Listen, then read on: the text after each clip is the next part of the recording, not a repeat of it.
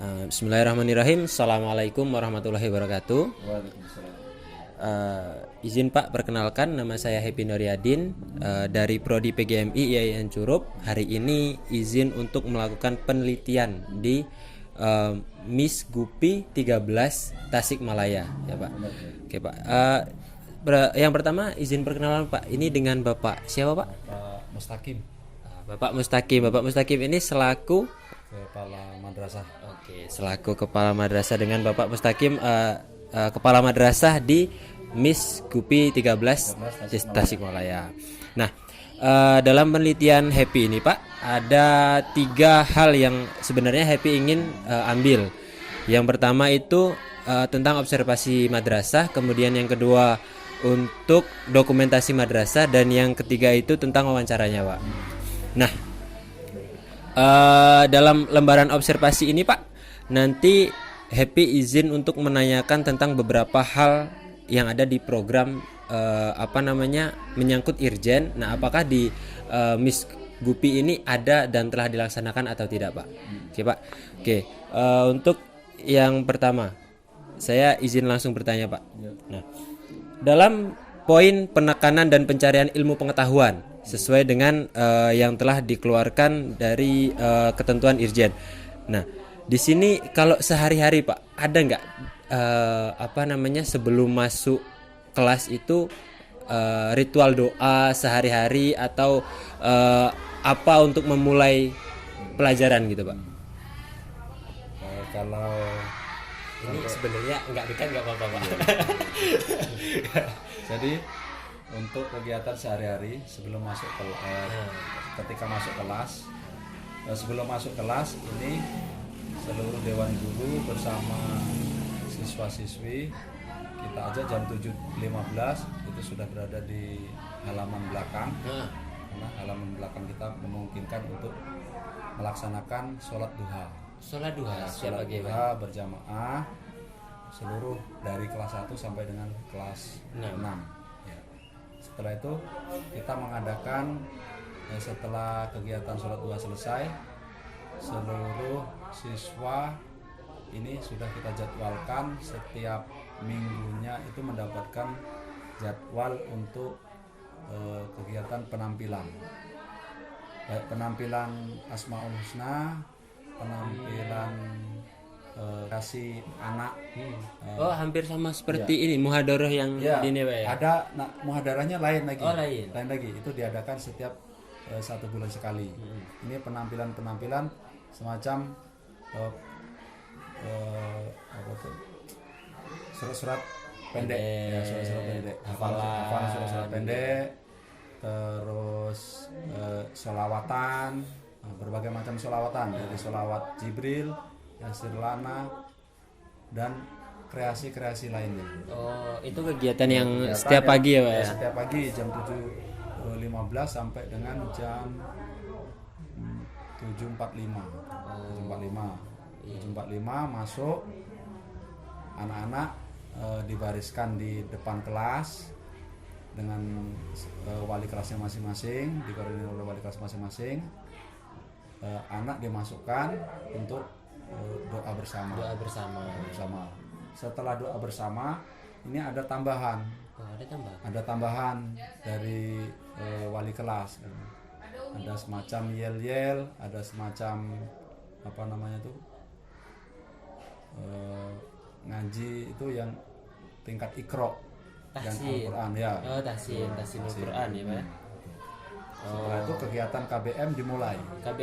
Berarti beberapa hal seperti doa sehari-hari, surat pilihan, dan tahsinul Quran ini dilaksanakan setiap pagi ya Pak ya, di sini ya Pak? Iya, setiap pagi. Itu dilaksanakan bukan setiap pagi, setiap hari Selasa, Rabu, dan Kamis. Oh, Selasa, Rabu, dan Kamis. Karena di hari Senin upacara, kegiatan upacara. Bendera. Terus di hari Jumat itu kegiatan Jumat pertama, kedua, ketiga ini senam bersama. Jumat pertama jalan santai, Jumat kedua, ketiga ini senam, Jumat keempat ini muhadarah. Oh, Jumat keempat itu muhadarah ya Pak ya?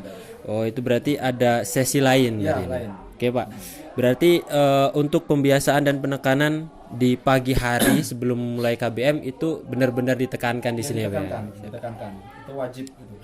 Kalau untuk ini Pak, apa namanya, penanaman nilai-nilai hak, maksudnya pembiasaan seperti menutup aurat atau menjaga kebersihan ataupun hal dalam wajib menabung itu di sekolah ini ada nggak Pak? Ada. Yang pertama kalau wajib menabung ini kita tekankan untuk apa namanya semacam program segenggam beras. Segenggam beras. Jadi setiap kali Jumat anak-anak diwajibkan untuk membawa segenggam beras, dikumpulkan dan dihimpun dari pihak madrasah. Ini ada pengurusnya. Nanti sekian bulan ditakari, terus dibagikan dengan keluarga, terutama sekali keluarga-keluarga madrasah ini yang tidak mampu. Oh iya. Selain itu ada infak 1 bulan sekali itu ketika muhadaroh. Itu penggunaannya? Penggunaannya ditambahkan dengan segenggam beras. Oh. Jadi di beras itu nanti sudah ditakeri, ditambahkan dengan nilai uang tadi kan, kita belanjakan, entah dibelikan, ada yang dibelikan gula, ada yang belikan minyak sayur, ada belikan supermie. Jadi dijadikan satu, terus dibagikan dengan anak-anak yang membutuhkan. Oh, berarti esensinya ini untuk berbagi bersama ya Pak ya Pak. Bersama yang itu tadi yang sifatnya apa, menabung tadi kan. Oh siap Pak. Ada nggak tujuan khusus dari program seperti itu Pak? Atau tujuan umumnya lah gitu kan dari program itu? Kalau tujuan khususnya untuk meringankan beban wali murid dengan anak-anak kita di sini kan. Anak-anak kita di sini kan rata-rata wali muridnya penggali batu. Penggali batu, ada yang buruh di pasar, ada yang anaknya ini apa namanya, yang orang tuanya tidak ada tuh kan, ada yang anak yatim, ada yang ada anak yatim piatu di situ. Berarti untuk meringankan sesama apa murid itu kayak maksudnya ada kan murid yang memang mungkin benar-benar membutuhkan gitu ya Pak. Berarti program yang baik untuk sesama ya Pak ya.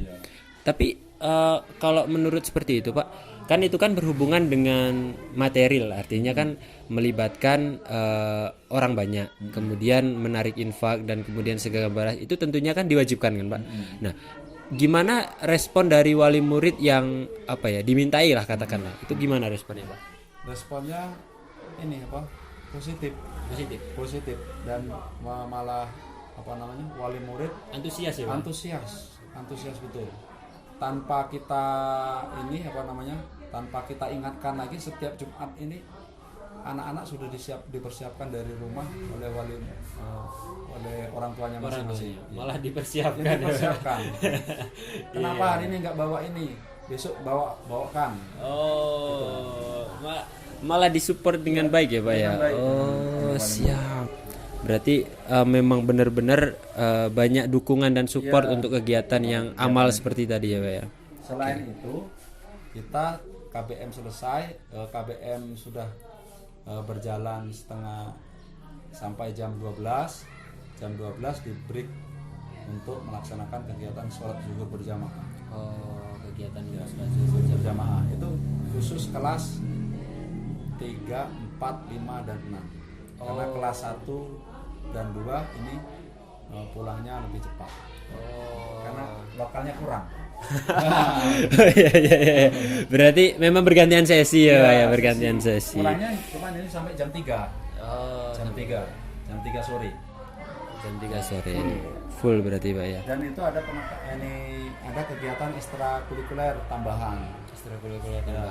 Di hari Kamis setelah KBM selesai itu ada kegiatan seni tari. Di hari Jumat setelah sholat Jumat itu ada kegiatan tahfiz Quran juz 30. Alhamdulillah anak kita sudah tinggal 4 surat pendek lagi selesai. Terus di hari Sabtu ini kegiatan ekstrakurikuler pramuka. Oh, ekstrakurikuler ini berarti banyak ya Pak ya? Ya, insya Allah untuk tahun ajaran baru kita tambah lagi untuk kegiatan ekstrakurikuler hadroh. Bagus sekali berarti kalau ada hadro pramuka gitu kan. Kalau yang untuk ini Pak, untuk ekstrakurikuler itu gimana respon dari murid-murid? Banyak yang datang atau seperti apa? Ya, alhamdulillah ini respon siswa-siswi ini responnya positif. Banyak yang datang, banyak yang mengikuti kegiatan. Bahkan kalau yang tahfiz Quran ini dengan uminya ini dibatasi. Dibatasi? Ya, dibatasin. Saking banyaknya. Ya. Berarti nggak ketampung lagi ya Pak ya. Oke. Oke, itu tidak dibatasi, diwajibkan dari kelas 3 sampai dengan kelas 6. Kalau paling banyak tuh Pak ekstrakurikuler. Ekstrakurikulernya yang paling diminati ini pramuka. Pramuka. Berapa pramuka kita juara umum bergilir ini sudah hak milik kita ini. Dari tahun 2020 hingga sekarang 2020 sampai 2023. Iya. 3 tahun berturut-turut. MTS Negeri 2 Ujang Lebong. Sudah 3 kali ini sudah hak milik. Piala bergilir sampai jadi hak milik. Ini tahun 2020 yang ini, satu lemari ini tahun 2020. Tahun 2020 satu lemari Pak. Ya, semenjak Bapak menjabat di sini. Masya Allah. Berarti nanti 3 tahun ke depan 2 lemari. 2 lemari. Full ya. Keren. Berarti ekstrakurikulernya ini sangat diminati di bidang pramuka, terutama ya Pak ya. Oke. Tadi ada juga yang apa namanya? Tahfiz. Yang satu lagi Pak? Tahfiz seni tari. Oh, seni tari itu juga banyak Pak. Itu termasuk minat yang kedua ini. Setelah yang pertama pramuka, yang kedua seni tari, yang ketiga baru tahfiz Quran. Tahfiz karena tahfiz tadi dibatasi karena uminya sedang mengandung. Iya. Tapi mungkin kalau nggak dibatasi juga, wah banyak sekali yang ini. Maunya dari anak kelas rendah itu mau ikut semua tuh. Terlalu antusias seperti ya Pak. Uminya yang ini yang membatasi dan kurang ini nanti kurang maksimal nanti ya, Pak, ya. hasilnya. Ini apa enggak ini Pak? Apa nambah guru tahfiz misalnya kan?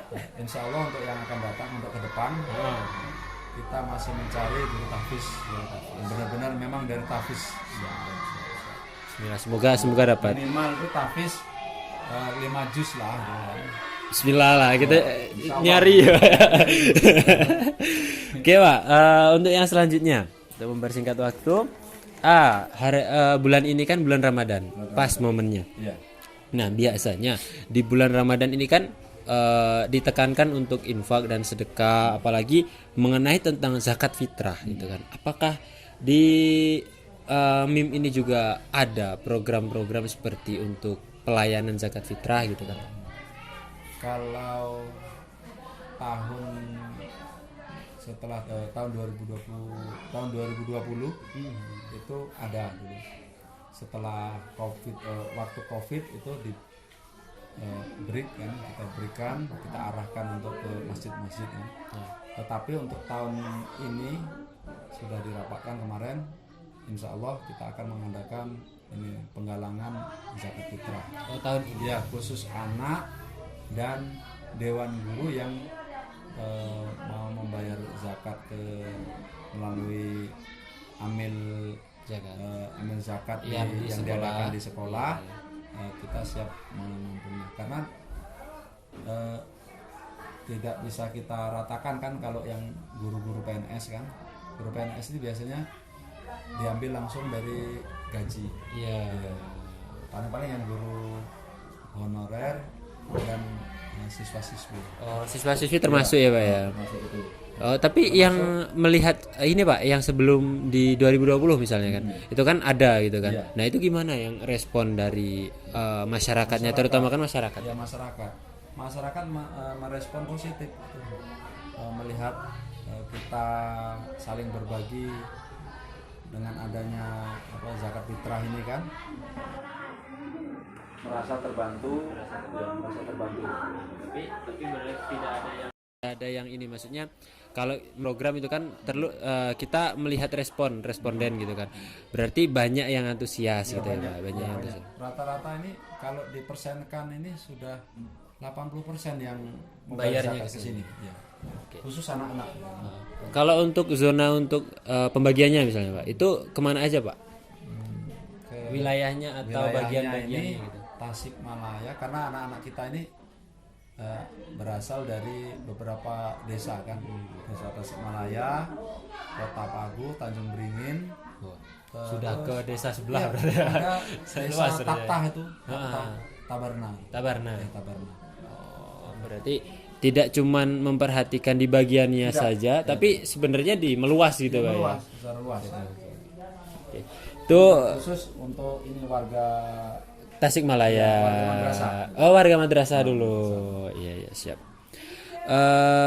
Ini yang terakhir Pak dari yang sesi observasi. Nah, biasanya kan kalau di sekolah itu Pak, ada peringatan-peringatan hari besar. Tentu peringatan itu ada yang nasionalis ataupun dari segi agamis. Nah, itu apa saja hari besar yang sebenarnya dirayakan di sekolah ini atau gimana Pak? Nah, kalau yang nasionalis ini kita sering merayakan pertama hari guru. Hari guru. Hari guru. Nah, yang kedua hari apa namanya? PGRI. PGRI. Ya, hari PGRI. Yang ketiga tuh hari pahlawan. Hari pahlawan. Hari Itu yang nasionalis. Iya, yang gitu, Pak. nasionalis. Nah. Bahkan kalau hari pahlawan itu anak-anak kita mewajibkan untuk memakai Baju pahlawan. baju pahlawan. Wah. Baju pahlawan. Iya, kalau istilahnya cosplay ya Pak ya. Ada Sudirman, ada yang dari Ibu Kartini, gitu kan. Bahkan dewan gurunya juga pakai pakaian seperti itu. Pakai pakaian seperti ini yang pahlawan. Ya, Ya, pahlawan. Pak, ya. Sudah kita lakukan beberapa tahun yang telah lalu. Dan dalam segi keagamaan, kita sering memperingati hari besar Isra Mi'raj, Isra Mi'raj dengan Maulid Nabi. Kegiatannya seperti apa tuh Pak? Itu semacam kita adakan, kita mengundang penceramah. Kita mengundang penceramah. Kajian Islami ya Pak ya? Kajian Islami. Setelah selain dengan diadakan kajian Islami, itu kita menampilkan kreasi-kreasi anak, kreativitas anak. Ya. Kita tampilkan yang ada yang bisa Asmaul Husna, kita tampilkan Asmaul Husna, surat-surat pendek, terus ada ini Bildacil, sama kesenian-kesenian. Dari beberapa peringatan tadi Pak kan, ya baik yang nasionalis ataupun yang dari agamis, itu terlihat nggak sih Pak dampaknya untuk anak gitu atau keseharian anak gitu? Alhamdulillah terlihat, dilihat dari ini apa namanya, kehidupan sehari-hari kan. Setelah anak-anak kita ini tamat dari sini kan, muncul di tingkat sekolah SMP. yang selanjutnya, baik di SMP ataupun MTS. Itu kita lihat dan kita buktikan laporan dari salah seorang guru, baik guru ataupun kepala sekolahnya Dari sekolah-sekolah tersebut. Wah, Ya. alhamdulillah Pak, ini apa, anak-anak yang dari tempat Bapak di sana, wah itu jadi ketua OSIS, wah itu bisa ceramah. Muncul jiwa pemberaninya ada ya. Ada. Iya, iya. Oh, berarti sebenarnya juga ada ya dampak positifnya dari beberapa perayaan-perayaan, bahkan pembiasaan lah sepertinya Pak ya, pembiasaan berarti. Oke Pak, Kebiasaan dari sekolah sampai ke tahap selanjutnya. Bagus kan. Berarti apa impact atau dampaknya itu sebenarnya juga terasa untuk ke jenjang yang selanjutnya atau bekal anak menuju tingkat selanjutnya ya Pak ya. Oke Pak, terima kasih tadi yang Sama-sama. ini apa namanya sesi observasinya dulu. Jadi ada 2 sesi lagi sebenarnya Pak. Ada 2 sesi lagi tentang dokumentasi dan wawancara yang keseluruhan. Nah, ini masuk ke yang dokumentasi saja Pak. Tapi saya cuman ini apa namanya meminta izin saja, tidak bertanya secara spesifik. Nanti saya izin meminta untuk mengenai lembar program tahunan untuk dokumentasi kami, kemudian program semester, RPP, silabus sekolah. Ya, Pak. Kalau kurikulum yang ada di sekolah ini, Ada. maksudnya kurikulum apa yang berlaku ya? 13. Dari 2013 Pak ya. Tapi untuk ajaran baru ini wajib kurikulum merdeka. Ajaran baru tahun depan Ya, atau tahun depan ini. tahun ini kan? 2023. Ya. Berarti tahun ini ya, Pak ya? Bukan, tahun depan. Oh, tahun depan. Tahun depan. Oke, 2024. Iya, 2023 2024. Wah, berarti ajaran baru yang Ya, untuk tahun termasuk, depan ya, Pak ya. Tasikmalaya, MI Tasikmalaya, MI Lubuk Kembang, Min 1 itu Semuanya. Berarti di Curug Utara ini sudah siap untuk melakukan K-Merdeka ya, Pak ya. Kurikulum Merdeka. Sudah seprogres dan semaju itu berarti Pak ya. Secepat itu. Oke, Pak. Kemudian yang untuk dokumentasi selanjutnya itu tentang profil sekolah, visi misi. Iya. Kemudian untuk dokumen-dokumen yang berhubungan tentang sekolah ini artinya ini, Pak. Ada nggak website sekolah gitu, Pak? website sekolah. Yang Facebook, IG ataupun apa gitu? Ada, Pak? Dari grup WA, dari grup dari Facebook, Facebook itu namanya, Pak? Miss Tasikmalaya. Miss Tasikmalaya. Oke, buka. Siap berteman. program yang ini. Siap berteman. Silahkan berteman ya. Siap, Pak.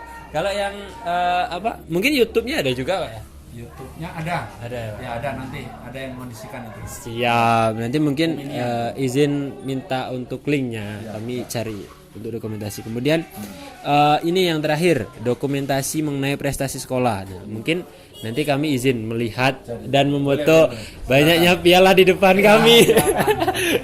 Mungkin kalau di kamera agak terlihat, tapi dari sini view-nya. Bukan ngomong kosong, ngomong apa adanya. Nah, itulah view-nya di sini sudah terlihat. Oke, Pak. Ini yang lama yang ini kan. Cuman ada yang baru juga sih. Siap. Itu Pak, berarti beberapa memang terlihat sangat banyak sekali prestasi kalau dari piala, Pak. Siap lah. Oke, Pak. Ini, Pak, untuk sesi yang terakhir tentang wawancara. Nah, dari wawancara ini ada 3 aspek yang sebenarnya secara umum Happy ingin tanyakan mengenai kurikulum, kemudian karakteristik dari program madrasah, yang selanjutnya itu mengenai urgensi atau kepentingan program madrasah itu. Nah, yang pertama mengenai kurikulum, tadi sudah disinggung oleh Bapak, itu kurikulum 2013. Nah, kalau saya bertanya tentang kurikulum 2013 nih, Pak, cocok nggak sih di sekolah ini diterapkan itu? Kalau kurikulum 2013 cocok. Ya cocok. Ini kalau diterapkan untuk kita tingkat pedesaan ini kan. Pedesaan cuman bukan desa.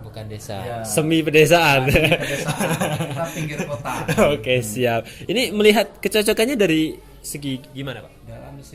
Dari segi ini apa namanya? Jaringan internet kan.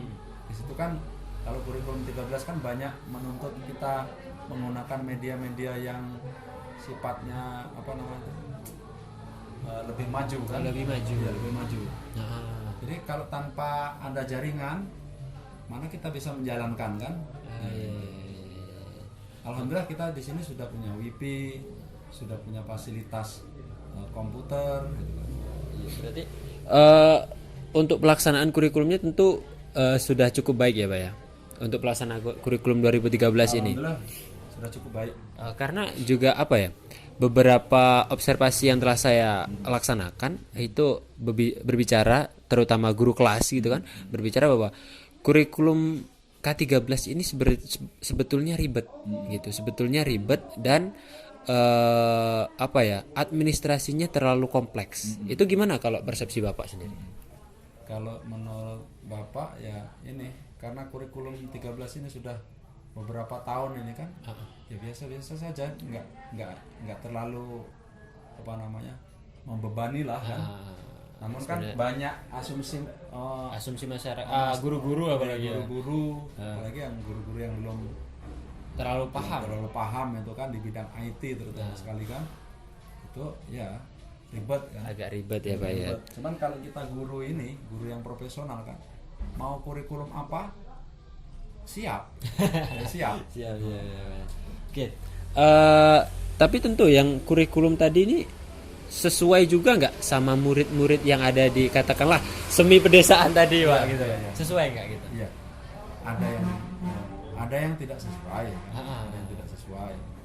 Nah, karena mungkin pemerintah ini kan sampelnya mungkin di Jakarta kan, mau kita terapkan di sini kan tidak mungkin kan. Tapi terlaksana ya Pak ya? Tapi alhamdulillah terlaksana. Apa kita sesuaikan dengan kondisi yang ada di sini. Tapi juga maksudnya pelaksanaan ini tetap menggunakan penyesuaian. Penyesuaian, Ya, ya. ya. Penyesuaiannya seperti apa misalnya Pak? Yang Bapak ini kan dari kurikulum mereka kurikulum 2013 yang telah dilaksanakan. Ya, itu tadi dari SDM masyarakatnya. SDM masyarakat. SDM masyarakat. Jadi beda kan dengan anak-anak kota dengan anak pedesaan kan beda. Jadi kemungkinan di sini kelas, kalau di kota masih TK sudah bisa membaca. Di sini kelas 1 sampai kelas 2 bahkan kelas 3 ada yang masih harus dituntun untuk membaca. Bagaimana kita mau menerapkan yang aslinya K13 itu kan? Yang K13 yang seharusnya sudah mencapai untuk belajar memahami bukan membaca lagi di kelas 3 ya Pak. Betul itu. Berarti tetap ada modifikasi pada bagian-bagian yang tentunya perlu untuk dibina. Iya. Pak ya. Siap.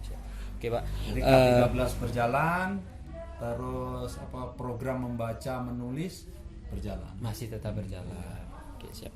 Berarti tentu itu butuh keterampilan dari gurunya sendiri yang harus dituntut ya Pak. Di sini ada misalnya di ruangan itu ada yang bisa membaca, ada yang sudah gitu kan. Tentunya harus meramu pembelajaran yang menarik untuk yang harus memahami dan dituntun untuk yang belum bisa gitu ya Pak ya.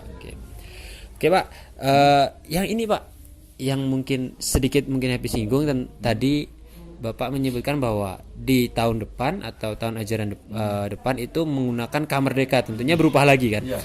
Nah, sejauh mana kesiapan sekolah untuk menghadapi hal itu, Pak? Yang pertama kita dalam segi jaringan internet kita sudah siap. Sudah itu kita sudah mempunyai fasilitas komputer kan. Komputer. Itu untuk ujian nasional atau ujian asesmen sekarang. Asesmen madrasah namanya. Baru tahun ini namanya asesmen madrasah. Itu menggunakan komputer ya Pak? Ya komputer. Bahkan ada yang komputer, ada yang sifatnya manual. Kalau tidak ada jaringan internet bisa manual lembar soal kan. Lembar soal. Iya. Setelah itu kita seluruh dewan guru ini kan sudah dibekali untuk mengikuti pelatihan Kamerdeka. Oh, pelatihan Kamerdeka setiap guru-guru. Sudah didata semua, seluruh guru-guru tinggal menunggu panggilan. Berarti ada dari program atasan untuk pelatihan. Iya. Berapa orang yang mau dipanggil, Pak? Ini program dari Balai Diklat. Balai Diklat. Cuman kita sifatnya cuma mendatang. Berapa orang yang dari ini Pak? Miss Gupi 13 Tasikmalaya ini ada 5 orang. 5 orang. Ya, guru kelas 1 dan guru kelas 4. Selebihnya ini ada wakil kurikulum dengan guru mapel. Oh, guru mapel. Wah. Sangat keren, berarti OTW K3 Kamerdeka. Itu slogannya ya Pak ya, untuk setiap sekolah-sekolah. Kan katanya juga memang diresmikan dan disahkan oleh Kemendikbud tentang Kamerdeka. Oke, itu tadi sekilas mengenai yang kurikulum yang ada di sekolah ini Pak ya. Kemudian untuk program sekolahnya nih Pak. Nah, tadi beberapa program sekolah telah disebutkan, baik dari pagi itu ada pagi, siang, ada itu rutinitas harian. Kembali lagi ke sini, ada juga. Itu kan? banyak sekali. Nah, mungkin Happy ingin bertanya tentang tujuan secara umumnya aja gitu. Sebanyak itu program gitu Pak. Apalagi nuansanya Islami dan pengembangan. Nah, itu tujuan secara umumnya apa Pak? Satu, menampakkan ciri khas ini sekolah madrasah. Yang kedua bisa mengembangkan bakat dan minat anak untuk mempunyai keterampilan yang akan datang. Apa namanya? Tadi ingin menunjukkan tentang ciri khas madrasah. Nah, ciri khas madrasah sebenarnya yang seperti apa yang ingin ditunjukkan oleh Miss Gupi 13 Tasikmalaya daripada sekolah yang lain misalnya kan? Berakhlak mulia. Masya Allah. Berakhlak mulia. Berarti memang benar-benar dipatenkan anak-anak yang di sini untuk diajarkan bagaimana cara berperilaku akhlak mulia. Siap. Oke, Pak.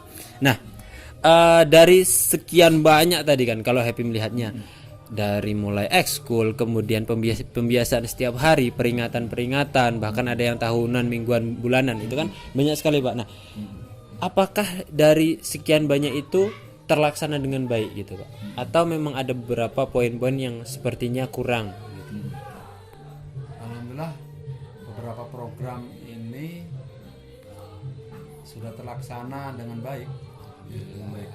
Dan iya, terlaksana dengan baik. Tapi kalau kendala-kendala ini ya ada kan? Ada. Iya. Terutama sekali yang kendala ini kegiatan tahfiz ini kan.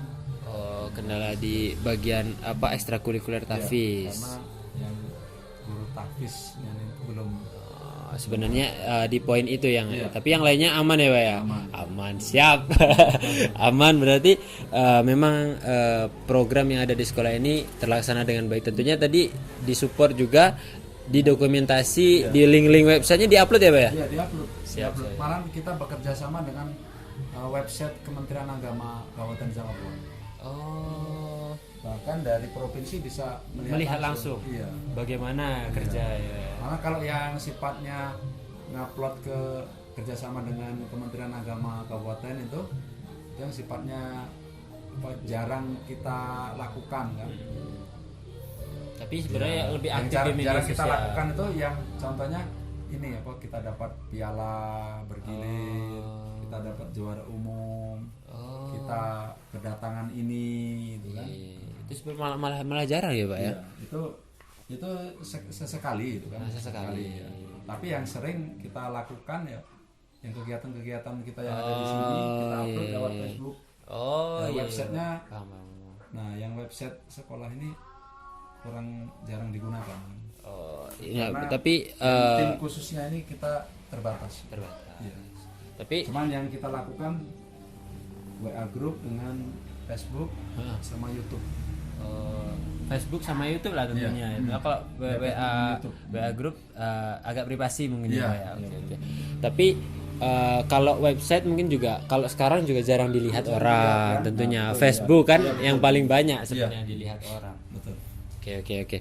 Ya tentunya kalau misal mau melihat tentang program madrasah di sini yang sekian banyak tadi bisa, ada di Facebook gitu. Di Facebook Miss Tasikmalaya. Nah, silahkan di scroll dan berteman di sana untuk pembuktiannya ya, Pak ya. Oke. Ini untuk yang poin terakhir, Pak, mengenai urgensi atau kepentingan dari program sekolah tersebut. Nah, yang pertama ingin saya tanyakan, dari banyaknya program tersebut, bagaimana sih respon siswa-siswi dan masyarakat dari program-program itu? Nah, apakah semakin menambah minat masyarakat atau malah mendapatkan kritik dan saran gitu? Alhamdulillah respon masyarakat positif dan lanjutkan, Pak, program-program yang ada di sini. Malah bahkan kalau ada yang program baru ditambahkan lagi. Ini dibuktikan dengan prestasi-prestasi anak-anak kita di sini. Bisa mengharumkan nama sekolah, nama baik madrasah. Dan alhamdulillah tahun 2020 saya menjabat di sini, muridnya ini 150. Dari berapa, Pak? Dari 150. Dari 150 kan. Awal 2020.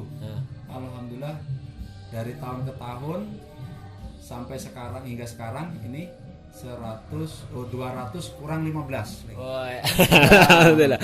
Hampir 200. Tahun depan 200 lebih.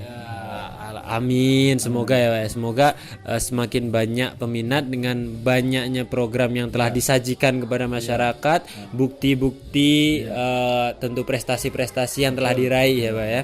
Semoga saja untuk Miss Gupi 13 itu terus berkembang. Amin. Amin.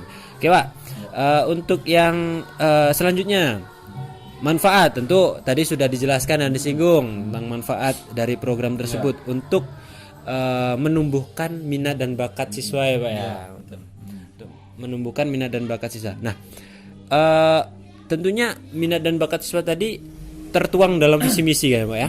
Nah, mengenai program tadi, seberapa efektif dari pencapaian visi misi tersebut, atau gini, program tersebut untuk mencapai visi misinya itu efektif atau enggak gitu?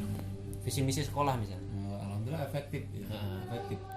Emang apa sih Pak visi misi sekolah yang ini Pak? Visi misi sekolah ini kan menjadikan anak berakhlak mulia, budi pekerti.